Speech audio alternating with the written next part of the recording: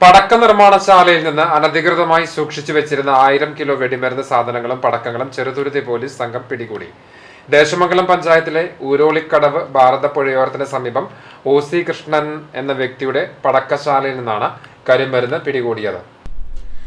പാലക്കാട് ഭാഗത്ത് അടുത്ത ദിവസം നടക്കാൻ പോകുന്ന പൂരത്തിന് പൊട്ടിക്കാൻ വെച്ചിരുന്ന 1000 കിലോയോളം വരുന്ന പടക്കങ്ങളും മരുന്നുകളുമാണ് പിടിച്ചെടുത്തത്. OC ഉണ്ണികൃഷ്ണൻ, പ്രഭാകരൻ, ഉണ്ണികൃഷ്ണൻ, വിനോദ്, അബ്ദുൽ മുത്തലീബ് എന്നീ 5 പേരെയാണ് പോലീസ് അറസ്റ്റ് ചെയ്തത്.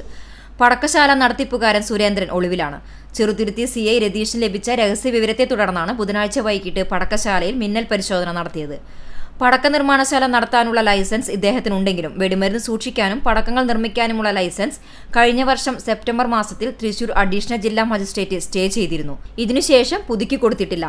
പാലക്കാട് ജില്ലയിലെ നിരവധി പൂരങ്ങൾക്ക് പൊട്ടിക്കാനുള്ള വെടിമരുന്നുകളും പടക്കങ്ങളും മറ്റും വിതരണം ചെയ്യുന്നതും ഇയാളാണ്.